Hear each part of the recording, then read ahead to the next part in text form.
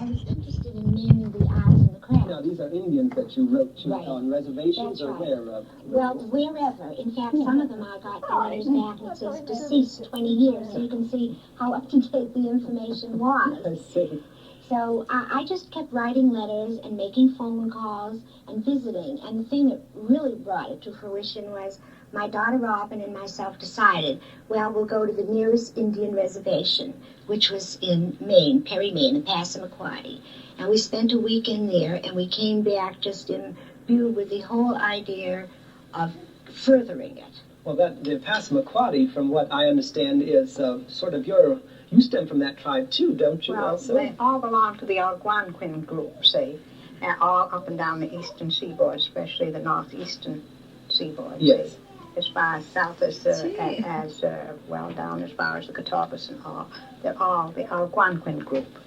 And then they have family names, And which then the account for the family tribal names names. of the nations and so forth. I yes. see. And then, did you pick up things there? What happened there? Well, I did pick up a few things there. But the thing really that I was most interested in is finding someone who I considered a true artist but unknown. And I was very fortunate. I wrote to this American Indian, Sarah Ayers. She's a Catawba Indian. And I don't even remember And how the I got Catawbas her are name. in Carolina, is that Yes, correct? she lives in South Carolina. Carolina. She's not on a reservation anymore, though she was at one time. And she makes this beautiful, beautiful black pottery. Oh, I think you brought some of it. Is this what you brought Yes, today yes. for us to see? That's a wedding jug. And it is made the way they made them money. originally. She goes out into the woods, and she digs the clay and molds it. Then she brings it into a pit outside of her home. And she fires it the way it was done that many years ago. And she doesn't use a wheel either. She's just an unbelievable primitive artist doing her thing the way they did many, many, many centuries ago. Now, she isn't even really known, so I have brought all this stuff up to my home. And if anyone will listen to me about it, I talk. Well, I was going to say that's obvious, but that's good. But the symbolism is pretty obvious in the wedding bowl, the duality of the male and the female. Yes. And is there anything else that's symbolic about this Princess Red Ring? Well, you see, one drinks from one side, and the other drinks from the other side. What we call the wedding cup kind of thing nowadays. Sort of brings them together from the same cup. And, well, what's this very exciting? That's called a Rebecca picture. This was brought down from the Mormons. The Catawbas were very friendly. And they brought this down, and this is her interpretation of it, which is the same interpretation that her grandfather and her grandfather before her did. So in this kind of thing, then we have a Western kind of influence showing itself as opposed to the wedding cup. Now, see, her things are exhibited in the Smithsonian, but that isn't helpful toward what I want to do, because not too many people go to the Smithsonian. I mean, I would like to make at large to be aware of this. That's right. I would like to have, well, for example, a traveling exhibit that would be free so that people could come and look at it. It could go to schools and banks and stores and libraries, and it would tell you who did it and where you can get it if you cared to purchase it. For Indian crafts as a whole, I think this is what you're saying, not just for this woman. Yes, I just happened to bring a few things with me, but all crafts. It's not accessible. The average person is not going to write 350 letters. No. Well, I noticed there are a few other things that intrigued me here as well. There's a peace pipe. Yes. And this one right in here. Yes. That's for 4. Yes, 4. Yeah, there are reeds. Oh, right around the 4 spots right around here. That's right. And the 4 people can smoke this at one time? Well, I guess you just pass it from here to here. How's that done? They pop all the way around it. Well, you mean the pipes go in each section? Well, you see, as I say, that comes from the southeast. Here in the northeast, they just had the one pipe. And just one smoke at a time. I see. So there wasn't that kind of communal effort. They smoked in the 4 directions, though, to the 4 winds. What's this other intriguing kind of vase shape? Well, Sarah Ayers calls that a loving cup. A loving cup? And I guess that's what I'm going to call it, because she calls it that. And it's just got a very beautiful, beautiful line. Oh, it's beautiful. We've seen it. Yeah, there's no special symbolism about this. No, I don't think so. I don't think so Did you know either. about it, I've Princess been Redwing? studying that and wondering just why she called it a loving cup. Are these pipes, these other Yes, pieces as those well are down in pipes. here with the stems sticking out Yes, of them? one of them she calls a spear pipe. The other one she calls a chicken pipe. And that's because of the shape of it. You like And that? in front, there is a canoe with heads that shows sort of a different influence. Yes, this piece Yes, right here. That's right. If you notice the heads, it doesn't look like what people generally consider Indian. No, it looks more Egyptian Yes, with the it headdress. does. And yet she has that in many things, such as the bookends, such as the bowl in the front. Sort of like Nefertiti, I would say. Does that have any special relationship, Princess Redwing, that you can think of to Indian lore in our country? Or? No, some people think that the Indians were the lost tribe of Israel, but I don't believe so because I think the Great Spirit put one race on one continent, another race on another continent. Why couldn't he have put the American Indian right here? Just where we That's found the way I feel. He didn't. He put the black man in Africa. He put the Caucasian over in Europe. Yes. He put the Oriental over in Asia. He put the Indian here. And that's the way most of the Indians believe. Because artifacts show that the Indian was here thousands of years before Christ. Yes, well, with a cultural heritage like that, then certainly there is a reason to maintain it in this day and age. But from what you seem to be saying to me, Bernice, and you, Princess Redwing, as well, that there is a problem with people not only being aware of Indian art and Indian cultural artifacts, but also the problem of getting Indians to do the work. Well, perhaps if there were more prestige and money attached to it, there would be no problem. The problem is that the Indian as such has not been recognized for his tremendous contributions. And he does beautiful things as evinced by the things that I brought in to show you.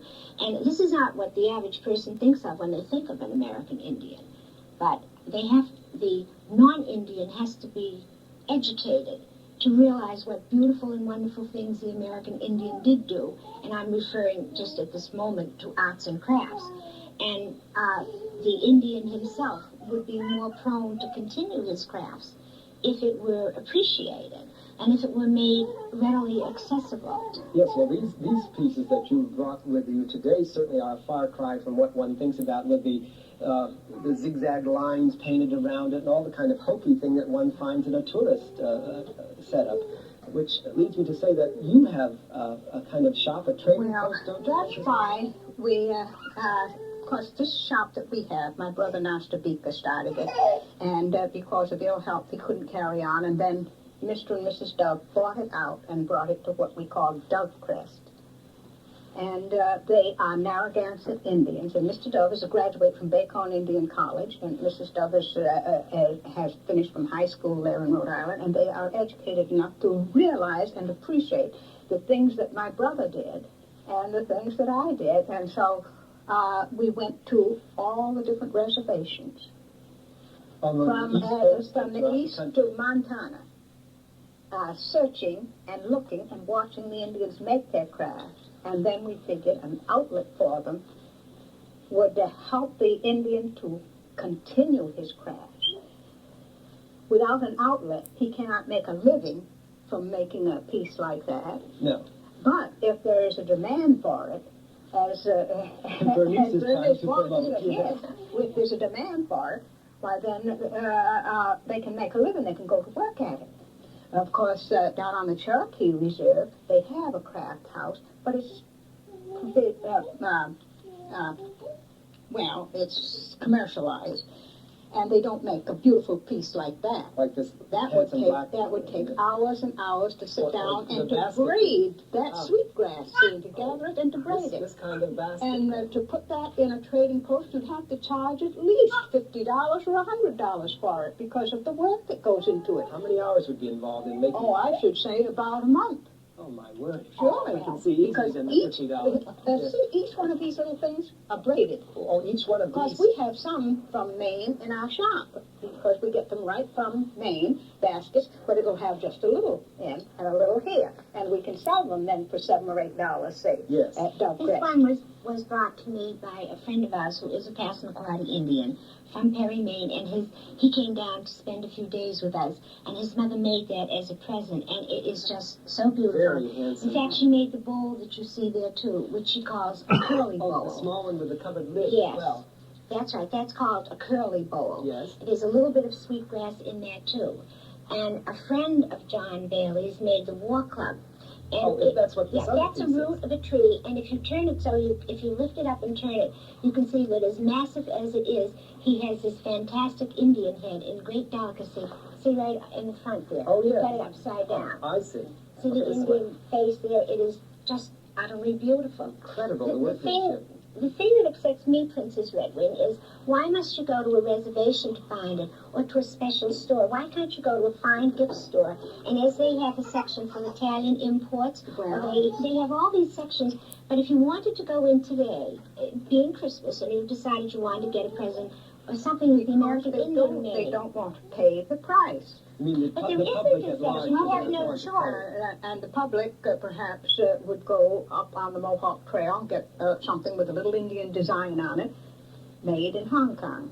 Well, a good many of the Indians resent that very I much. should think they would. That they had taken the beadwork and the designs and all over there, and then shipping it back here to America. And it upsets the Indian here, because it takes time to sit down and to make a beaded band like Such this. as the one you have like on today. this. What would be And, involved in making that, Princess? You have to have a loom, and you string your loom up, and then you pick up your beads on your needle and thread, and every one of those has to be put in separate. Each little line that I And can you have see to there in count the your, ridge of the count your headband. beads. And it takes me about a week to make a band like this. And all the little bracelets I can make in an hour or two. And I taught my boys at Camp Fuller even like to do the beadwork, because non-Indians. See, I spent 28 years teaching in Indian arts and crafts in summer camp. And is it my understanding that you still teach as well? Oh, as yes. George I Bailey have hosts? more demands than ever in schools, and now the colleges of New England are calling me to teach in the colleges. To lecture and bring samples. Lecture. Well, perhaps this is one way of getting at just what you're saying And about then I your tell them about the crafts, and I tell them about Dove Crest, where they can get crafts from all over the United States, from right from the Indian reservations. And Dove Crest is in the little village of Arcadia. It's right in the middle of Rhode Island. I see. But see, my point is, I don't say that you must buy Indian crafts. But when you go to these gift stores, and I have to come back to it because I hadn't finished what I wanted to say. We'll let you Yeah. finish first. When you go into a place like this, I don't say that you must buy Indian crafts, but you ought to be able to go into any gift store, and it should be your choice. You should have an opportunity to buy it. In fact, all along the North Shore, I go into gift stores, and I say things like, I have quite a bit of money that I want to spend on a very fancy present, and it has to be something of the American Indian, and the businessman goes into shock, which is what I, would like him to do, because I want him to demand these things, and it goes back to a question of education, because if the American Indian and the non-Indian public is educated both to want and create these things, then it will come about. Yes. In fact, at the college where I am, I work at North Shore Community College, and President Shively is very sympathetic toward what I'm doing, mainly because every time I see him, I stop and talk to him about it. I'm trying to get a federal grant so that I can perhaps put together these exhibits, perhaps write an encyclopedia of American artisans, American Indian artisans and craftsmen, so that it will be available. It just isn't available now. But when you suggest, which I think is perfectly valid, this kind of an approach, and Princess Redwing, you are saying on the other side of the fence that the Indians themselves do not want to engage in the crafts because they can't receive enough financial remuneration to make a living for it, then you're saying that the education is kind of a many-faceted thing. It's even more than duality. And do you think that you can accomplish this fast enough? First of all, yeah. What do you mean by fast enough? Well, I'm You also have to gathering. start somewhere, Yes, I don't mean to sound fatalistic, but A I'm good also piece of gathering. art cannot be made hurriedly or on a precision line. anybody would know that if you're going to do a piece of art, you've got to put yourself into it. Right. And every piece of art that the Indian does, it's a part of him, see.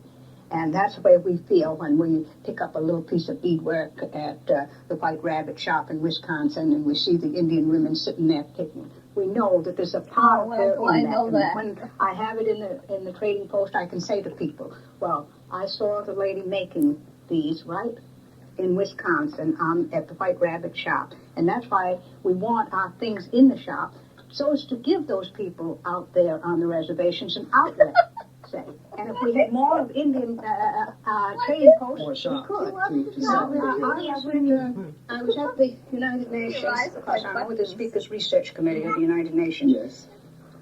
Years ago, I went into the gift shop there and I said, well, you have gifts from all over the world. Now I want you to put some Indian crafts in there right from the reservation. And they did it. They went out and searched and found some Indian crafts to put in the gift shop at the United Nations. Well, I think Princess Redwing and I are doing the same thing, but from two different angles. Well, that's it. She will help the Indian a great deal. The Indian you should find it on the reservation, but for people who don't go on the reservation, No, because you it won't should get be everybody accessible. going. Right. But what my question was in the direction of time element is that from what I read and from what I see and from what you're saying also today is that we're on the verge of losing much of this art and We craft. will lose and can some. we educate people fast enough in order to save this? That's what we're trying to. We're trying, you know, yeah.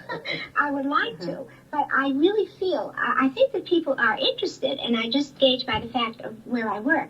There are all age levels. It's a college. There's faculty, and there's staff, and there's visitors, and there's parents, and there's little ones.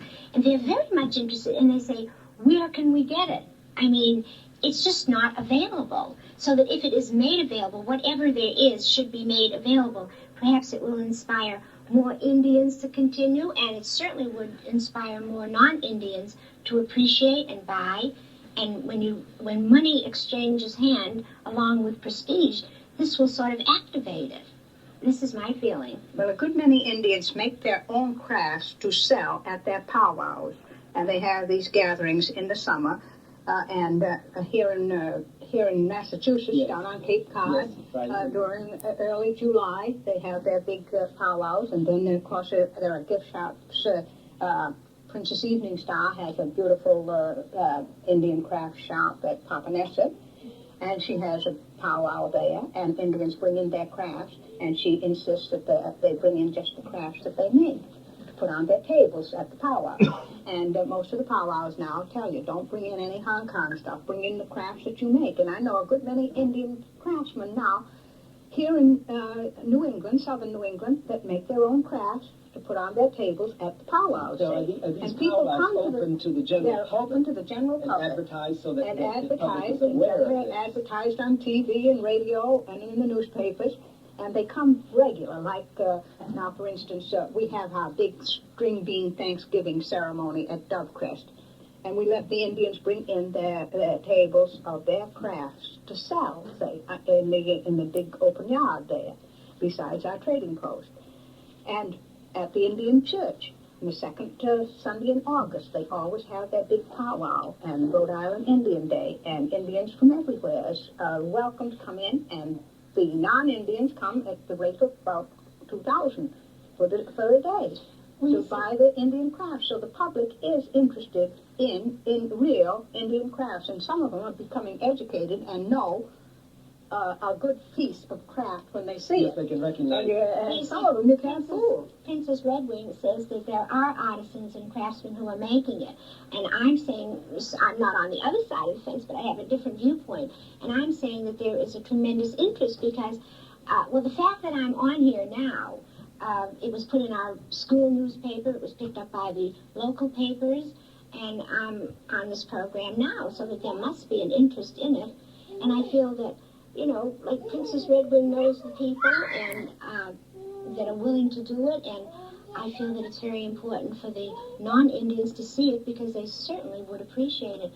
And if anyone is interested, I could make arrangements. They could call Classroom 5, and I'd be very happy because I think it's important for people to see it. Right, you are. And certainly people can go to trading posts such as your own, Princess Redway. We know her in Worcester. She makes everything that she puts on her table, and she gets to most of the powwows. Tarlo makes most of his things, and he goes to powwows. Mary Coxwell in Charleston, she makes a lot of her things, and she never used to. Now she's making things.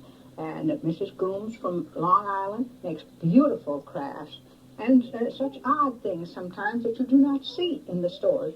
And they make unique possessions, unique gifts. But they put them up, and so more and more people are going to these Indian powwows, especially to get a piece of Indian craft. Why don't you mention your they don't brother? want to go there and and then they get out, turn it up and see Japan on the back of it. No, I'm intrigued, Princess Redway. You were telling me earlier about a turtle and the Indian calendar and that kind of thing. Now, just how I have some turtles that are cut out of the soapstone. They're about the color. Oh, you're a lot of comfort, aren't you? That's a lot of craft shop, company. and they were made by the Iroquois, and the names of the craftsmen are on them. And some of them about so big, and some about so big, because the turtle is a totem of the Indians of the East here. And if you see a turtle about so big, if you see one this size, or if you see one this size, don't touch him because you take your arm off. Every single turtle has 3 squares in the middle and 13 around, and that stands for the 13 moons. And that's the way the Indian counted his time. The time of our equivalent to a year. Equivalent to a year. You have 12 months on your calendar, but they add. But if you count the full moons on your calendar, you'll see you have 13 full moons. Yes, I know. But they add a day or two to every month, and a day every 4 years, so June won't come in the middle of next winter. We'll do that for a while. And so but to the Indian, the moon of darkness came when the sun was furthest away and the days were short. And so now we are in what month? In the moon of darkness. In the moon of shortest darkness. days. This time And next month will be the moon of the great white silence when the snow when falls. the snow falls. Well, we've had certainly not a great white silence this. not in December, no. But we have had our moon of darkness because it gets dark early now. And I'm delighted and pleased to find out that 2 people, such as the 2 of you today, what a team you make, actually.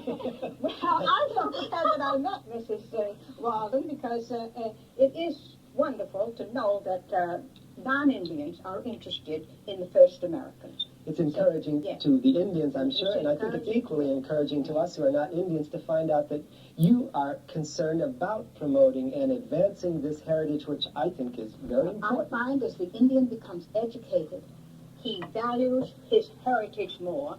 And in his heritage, he values his arts and crafts. He values his dances. He is interested in his ceremonies, and that's why we're trying to recreate and study and research and get the ceremonies. Because whenever we put on a ceremony, the public everywhere is interested to come in. This is absolutely true, because each one of us, the more we learn, the more interested we are to know from whence we came, and it's important to establish that we are important people, and certainly Indian art and facts in America are important to this American way of life.